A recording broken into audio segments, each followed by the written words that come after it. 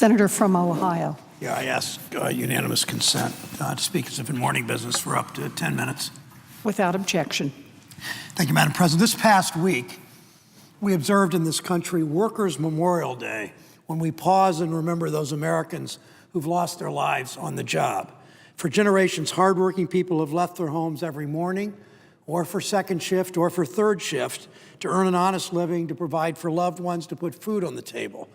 For generations, too many would leave for their jobs but return home from work injured, or in far too many cases not return home at all. They died operating heavy machinery on late night shifts. They died working in coal mines. They died building roads and bridges. They died in far too many cases from lack of basic fire safety, ventilation systems, and lighting. On my lapels, I've shared with my colleagues over the years a number of times, I wear a depiction of a canary in a bird cage that reminds me why we honor these workers, why honoring these workers' lives matter. 100 years ago, a mine worker took the canary down in the mine in the cage. If the canary died from toxic gas or lack of oxygen, the mine worker quickly left the mine, understanding that he had no union strong enough to protect him, nor a government that cared enough to protect him. In those days, 100 years ago, when they took the canary in the mine, the life expectancy for a child born in this country was only about 45 or 46 years. Today, we live 3 decades longer because we understand everything from Medicare to civil rights, to Social Security, to workers' compensation, to minimum wage, to prohibition to child labor, to auto safety, to safe drinking water and clean air laws. This pen symbolizes people who work hard and play by the rules. We've taken significant steps in this country to keep American workers safe and to provide them with fair wages and benefits. But we know more work needs to be done.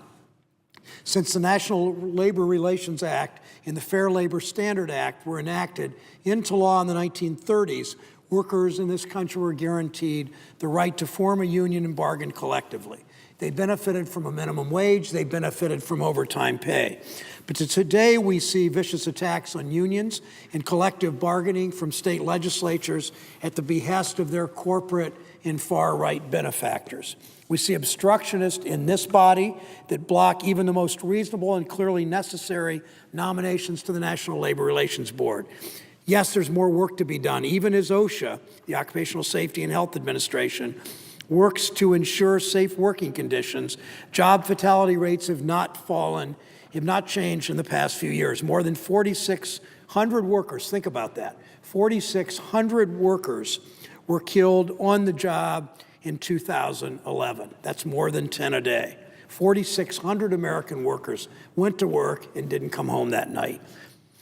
About 50,000 more died from occupational disease. That's almost 1,000 a week, died because of exposure to chemicals or something that happened to them in the workplace.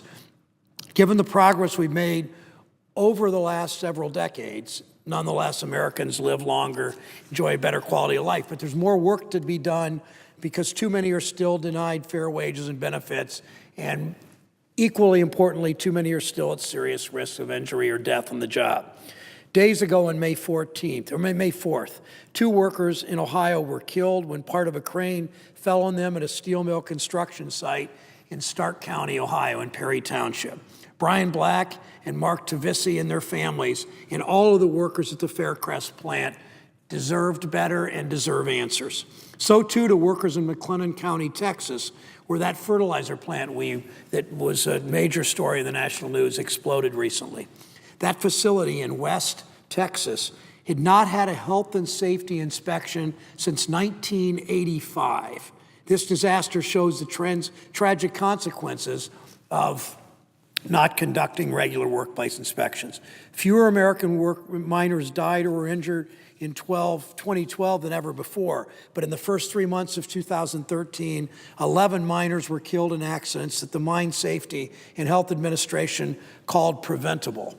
Stephen Koff, a reporter at the Plain Dealer in Cleveland, Ohio, documented some of the problems that the government has faced, the agency charged with protecting miners' safety what the problems they have in levying fines against coal mine owners who have violated public safety rules. Yet in an interconnected, globalized society, we can't turn away from these workplace disasters, not just in our country, but overseas. The struggle to ensure that workers are treated with the dignity and the respect they deserve is an international, universal, fundamental right. We've recoiled in horror from the stories of hundreds of garment workers in Bangladesh who died in a factory collapse a few weeks ago, and others who died in a factory fire last year. Several brand name retailers contract work in Bangladesh. They have a responsibility, once the label of their retail establishment is sewn in these clothes, whether they own the factory, whether American retailer or American textile maker owns the factory, or whether they subcontract to others and try to wash their hands of responsibility.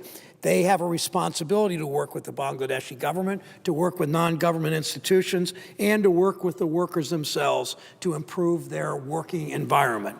Anything less is unacceptable. The U.S. has a moral duty to lead by example. We should examine contracts with companies that sell products manufactured by workers who are denied in these countries, similar to the way they used to be in the United States, and occasionally still are, who are denied even basic worker protections.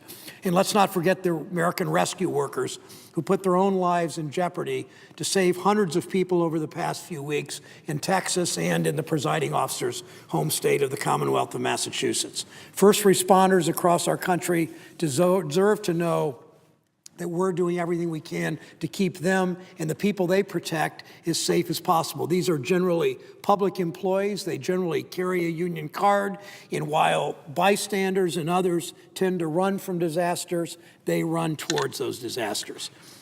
Let us always remember those whom we've lost over the years, whether they're public sector or private sector workers. We've lost them due to their labor. On Workers' Memorial Day particularly, remember them, but on every day. Let's honor those workers who have died by renewing our commitment to protect hard-working American workers who get up, who go to work, who try to provide for themselves and for their families. Madam President, I yield the floor.